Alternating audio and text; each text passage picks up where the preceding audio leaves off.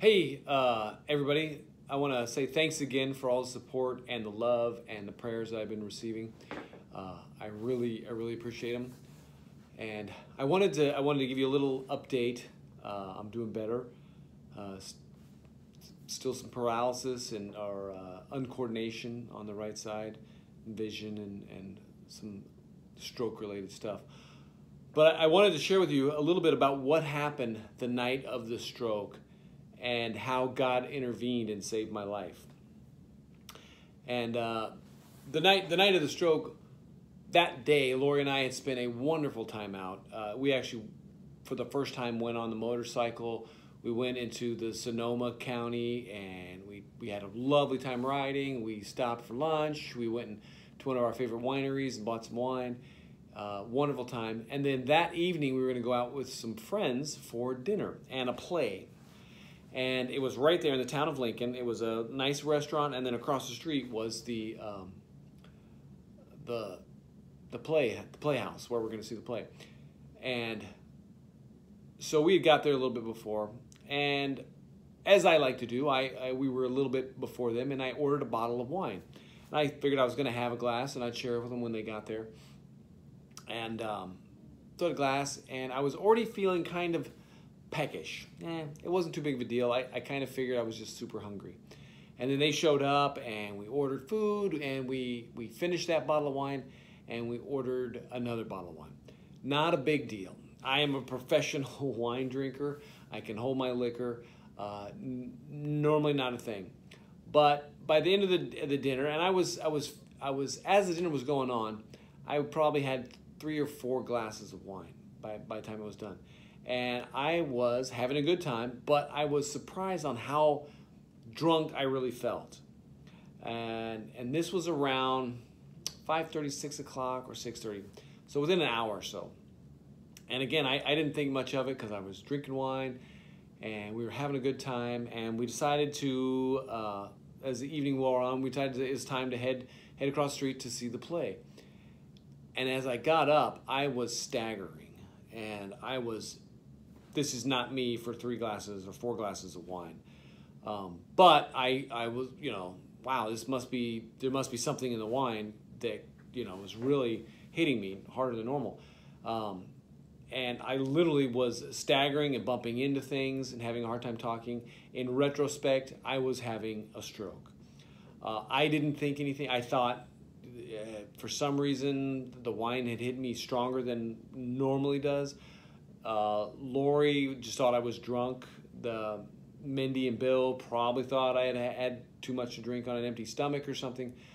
But they didn't think too much of it. So we went to the play. I struggled through the play. It was a fantastic play. IRS, Taxes and Love, or something like that. It was a good play. Struggled to stay awake. I was falling asleep, and I had dropped my water. I couldn't even bend over to pick up my water bottle. I felt very drunk. Very drunk. Way more than I had. And so in retrospect, again, this time the stroke was starting to really kick in. So Lori took me home, said goodnight to my friends. I was staggering all over the place. I could barely stand up at this point. And so we hugged and we said goodnight, and we had a wonderful time. Lori got me home, and I was happy to be on my way home because I was really drunk, and I decided I needed to go to bed. So I got home. Lori went in. I slammed the door. I don't know what happened, but I slammed the door so hard it knocked all the stuff off the table. A mirror fell down and nearly broke. It knocked, and so Lori was very upset at me. She thought I did it on purpose, or I don't know what happened. I was having a stroke at that point, and I was not in my right mind. And I just stumbled into the bedroom. I managed to change clothes, and I went to bed. Or laid down. I turned out my light. Lori had changed into her jammies, and by the providence of God, she left her light on, the light on her nightside table. So she went out to the living room, and she spent some time on her iPad or whatever she does, and she happened to just fall asleep. It's very cozy. We have a pellet stove. Not unusual. Plus, she was a little mad at me for slamming the door, so she fell asleep. About 1 o'clock, she woke up and decided she was going to come to bed. again, the providence of God that she left the light on, because when she came in, I was laying there. I had kicked off the covers, and I was laying there unresponsive. And so she saw that my eyes were open, and she said, "Hey, are you okay?" And I couldn't talk, but I mustered out the word trapped or can't move or something like that, one word. And she said, "What, are you okay?" And I said, "Poisoned or something, to that effect." Like I remember thinking in my mind, I couldn't move, and I have been poisoned. Something in the food, something in the wine is poisoned me, and I can't move. And so she said, "Well, I'm gonna call an ambulance." And so they called the ambulance, and I was unresponsive. They managed to get me up and walked me to the ambulance, and they took me to the hospital. And so on the way, they realized I'm having a stroke, and so they informed my wife, "Oh, what's up?" But what I wanted to get at, and once I got to the hospital, they gave me the medication to clear up a stroke, whatever they do. But in retrospect, if we'd have caught the symptoms right away, within an hour or two, this stroke would have been nothing. It would have been what's called a mini stroke, probably.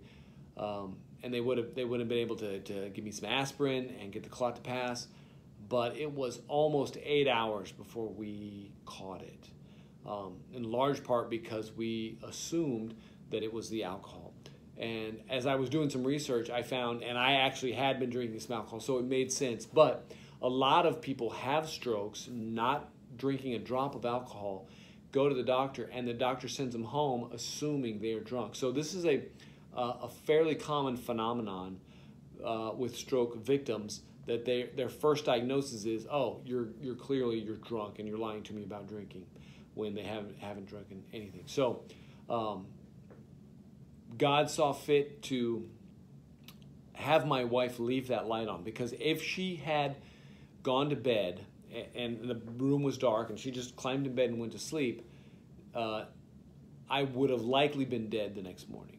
It would have been another 8 hours, 12 hours. It would have been gone. It would have gone on for 12 to 16 hours, and there's a good chance that I would have been dead.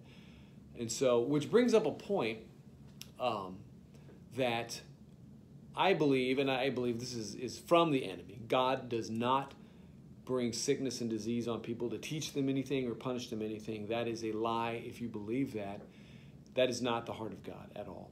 Now, he does use stuff, and he uses whatever for his purposes, but he is not the bringer of sickness and disease. But as some of you know, I went to Curry Blake's Bible school, and so I was ordained at Curry Blake School, JGLM, John G. Lake Ministries. And so he used to teach about the enemy attacking aggressive people and non-aggressive people. Forgive me, I still have trouble thinking sometimes.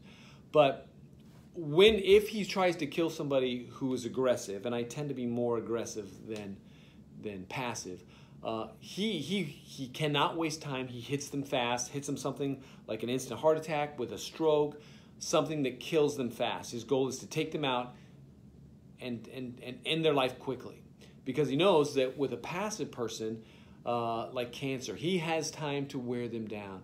He knows that they'll just accept this sickness and disease, and that they'll gradually lay down in most cases and die.